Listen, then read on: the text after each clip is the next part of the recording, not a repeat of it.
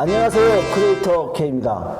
채널 소파에서는 예술, 디자인, 신화, 역사에 관한 이야기를 다루고 있습니다. 시즌 1에서는 아방가르드 예술을 통해서 혁명의 예술에 대해서 살펴봤고, 시즌 2에서는 신화와 역사를 구분하는 방법에 대해서 우리 이야기해 보았습니다. 자, 세 번째 이야기가 시작되는데요. 시즌 3에서는 일상 속으로 파고든 신들의 이야기에 대해서 살펴볼 거예요. 그 이야기가 뭐냐고요? 타로입니다. 자, 오늘은 타로 카드의 기원에 대해서 먼저 좀 살펴보도록 해요. 타로 카드에 관한 디자인이 많다는 것은 여러분도 알 거예요. 몇 종? 수천 종 혹은 수만 종까지도 갈 수 있습니다. 근데 그 타로 카드가 다양하다는 것이지만 기본적으로 하나의 줄기에서 이렇게 파생되었다고 하는 것이 맞을 것 같아요.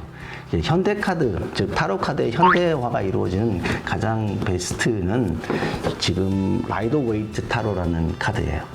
이 카드가 1909년 아서 에드워드 웨이트가 만들었고 라이더사가 발간했다 그래서 라이더 웨이트 타로라고. 근데 타로 카드의 좀 기원 조금 더 그 원적격으로 넘어가면 프랑스의 마르세유 카드 17세기 조금 더 올라갈 수도 있어요. 아주 정확한 건 아니니까 이 카드에서부터 기원이 됐다고 해요. 그래서 보통 클래식한 카드와 현대 카드를 구분해서 이렇게 설명하고 있죠. 좀 변별적인 차이가 있다면 이제 타로 카드는 메이저 카드와 마이너 카드가 있는데 마이너 카드의 마르세유 카드는 인물이 등장하지 않아요.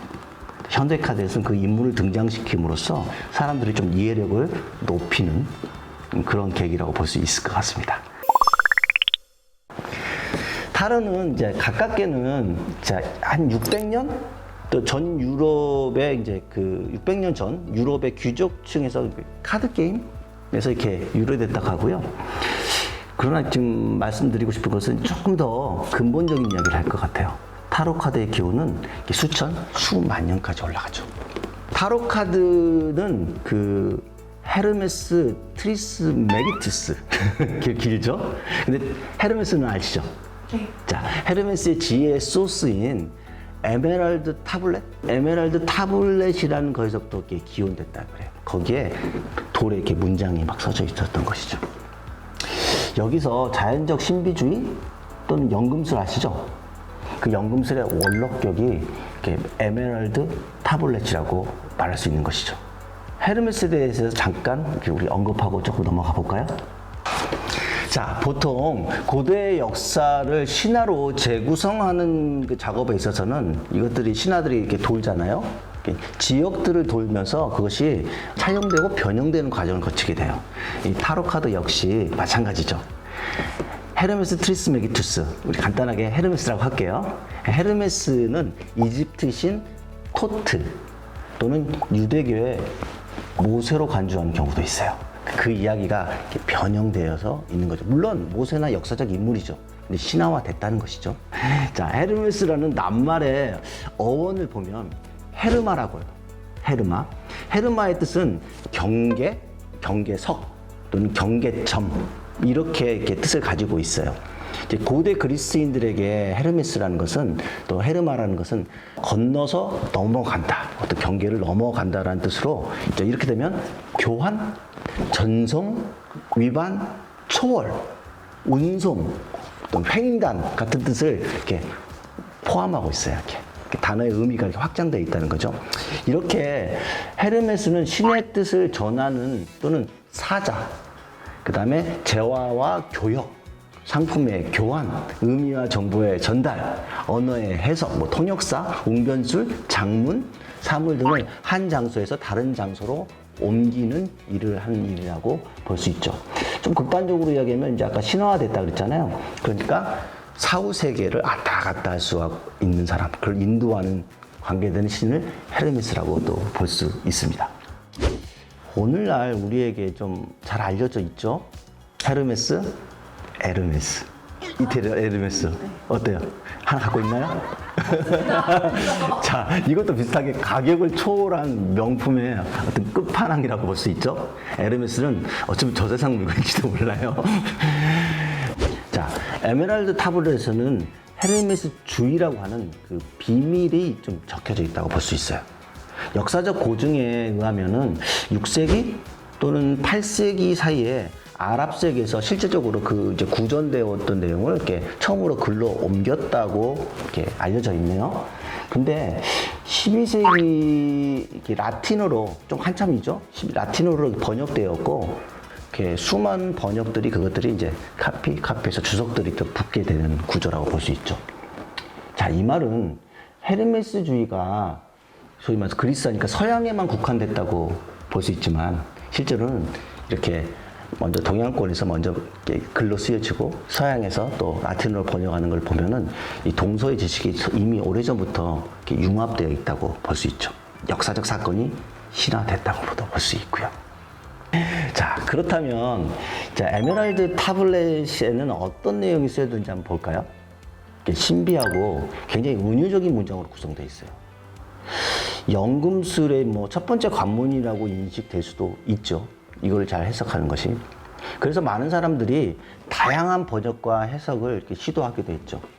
근데 그래도 뭐 다양한 해석이지만 번역도 했지만 좀 유명한 사람 걸 한번 끌고 와야겠죠? 17세기 물리학자 아이작 뉴턴 아세요? 네, 그분에 관한 내용을 가지고 이야기해 보겠습니다. 네, 그럼 아이작 뉴턴의 번역한 내용을 한번 살펴봅시다. 진실로 의심 없이 확실하다. 여기까지 이해되셨죠? 아래에 있는 것은 위에 있는 것과 같고 또 위에 있는 것은 아래에 있는 것과 같다고 지금 이야기하고 있습니다. 우리 지난 시간에 신화와 역사에 대해서 이야기를 했는데 이 구조가 우리 좀 교회를 다니신 분들은 좀 알죠. 주기도문 좀 외우신 분들이 있을 거예요. 근데 그 중에서 한 줄을 보면 하늘의 뜻이 땅에도 임하옵시고 이런 말이 있죠. 자, 그런 것은 뭐냐면 하늘 세계와 땅의 세계에 대한 이야기를 지금 하고 있고 그것이 같다고 말하고 있는 것이죠. 위에 있는 것은 이렇게 어쩌면 하나의 땅에 있는 세계를 완성하기 위한 표본이 된다고도 볼 수 있죠. 그리고 모든 것들은 하나래요. 그리고 그 하나로부터 이렇게 파생되었다고 나올 수 있어요. 하나, 그리고 그것이 하나의 묵상으로부터 나온 것처럼 모든 것은 서로가 하나로 호응하고 부응한다고 이렇게 말하고 있어요. 물론 이 번역들이 조금씩 다르지만은 그 내용이 이제 일단락에 써 있어요. 그리고 세상에 태어난 모든 것들은 아버지가 누구냐면요, 태양이래요. 그리고 어머니는 달이라고 합니다. 그럼 여기에서 타로 카드에서 이야기를 가끔 하다 보면 이집트의 신화에 대해서 많은 이야기를 하는 분들이 계시거든요. 자, 파라오 태양의 아들이죠. 자, 이런 신화들이 차용과 변형을 이루고 있다는 거고 타로도 마찬가지라는 거죠. 그래서 아버지는 태양이고 어머니는 달이다. 바람은 그 뭐냐? 그 바람은 그 속에 그것들을 좀 태어나고 사는 것을 뱃속으로 옮겨주는 거다. 마구할멈 같이 이해가 되거든요. 또 돌보는 것은 땅이다. 땅은 지구다. 이렇게 보고 있는 거죠. 자, 온 세상 모든 완벽의 아버지는 바로 여기에 있다. 그의 힘은 그가 지구를 이렇게 다스리고 변형될 때 이렇게 힘이 된다. 이런 말을 하고 있는 거예요. 이 문장을 이렇게 조금씩은 해석하는 사람에 따라 다를 수 있어요. 그리고 너는 지구를, 너는이라고 했죠. 이렇게 누구에게 지시하는 수도 있고 어떤 마법사에게도 말할 수 있는 거겠죠. 또는 왕이 될 수 있죠. 지구를 불에서 분리하고, 이 불의 의미는 뭔지는 뭔가 좀 불순물? 이렇게도 되는 게 있고 위험한?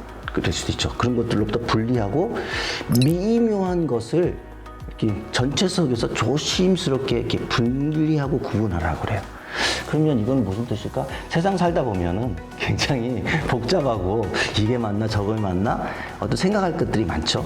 자, 이게 지혜라고 볼 수 있죠. 지혜. 자, 그런 것들을 구분하라고 한 거예요. 그리고 너는 땅에서 하늘로 올라갔다가 땅으로 다시 돌아와 상하의 힘, 위와 아래의 힘에 우월한 힘을 얻으라고 했어요. 그리하여 너는 온 세상의 빛을 소유할 거라고 했어요. 그 말이면 가끔 보면 땅의 세계와 하늘 세계를 오고 가는 사람이 있다 그랬잖아요. 그렇죠? 그러니까 우리 인간도 하늘의 지식을 또 하늘의 이야기를 잘 이해하고 땅으로 돌아올 때 뭐가 생기느냐? 지혜가 생긴다. 그 세상에 대한 이치를 파악할 수 있다. 이 말인 거죠. 어떻게 보면 이 세상 일이 궁금하잖아요. 그쵸? 그러기 위해서 뭔가 이상적인 세계는 있을 거야. 그게 하늘의 세계라고 보는 거죠. 모든 종교와 모든 신비주의는 이 이야기에서부터 다 출발했다고 볼 수 있어요. 단 헤르메스의 이런 에메랄드 타블렛은 그 기원을 설명하고 있는 좀 더 오래된 이야기라는 거죠. 이것이 점점점 파생돼서 사용과 변형을 시키는 거죠. 그래서 유대교의 카발라라고 있죠. 이 카발라와 이 타로는 굉장히 매칭이 잘 돼 있어요. 특히 라이더 웨이트 타로는 그거에 대해서 굉장히 많이 연구해서 그걸 매칭시켜진 좀 표본이 된 카드라고 볼 수 있죠. 그래서 타로 카드를 유대교의 카발라와 연결시키는 분들도 되게 많아요. 자, 그리고 이제 마지막으로 모든 어둠이 너를 피할 것이다. 뭐 이거 뭐죠? 지금 세상으로부터 밝아진다는 말이겠죠.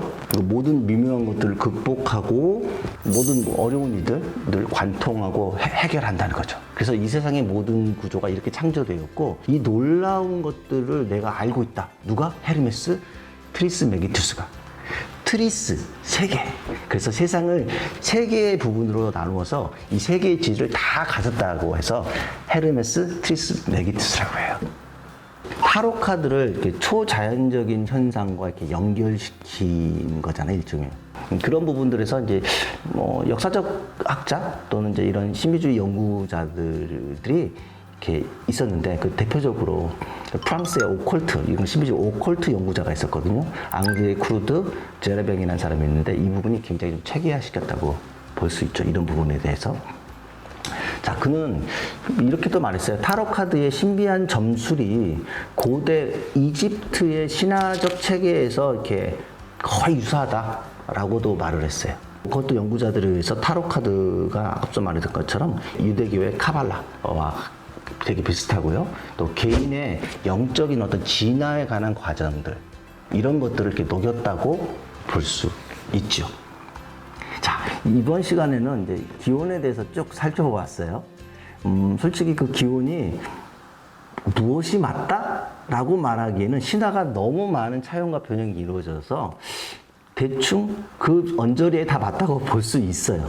이 기본 구조는 하늘 세계와 땅의 세계의 일치성, 그 이야기 속에서 찾아본다고 말할 수 있죠. 자, So Fascinated Art 채널 소파 이 시즌 3에서 이번 시간에 일상의 신화 타로에 대한 여행을 떠나기 전에 우리가 한번 전체적인 것들을 한번 살펴보았어요. 그 기원에 대해서. 자, 다음 시간에 이제 구체적으로 카드 한 장씩 뽑아보면서 이야기를 해보도록 하겠습니다.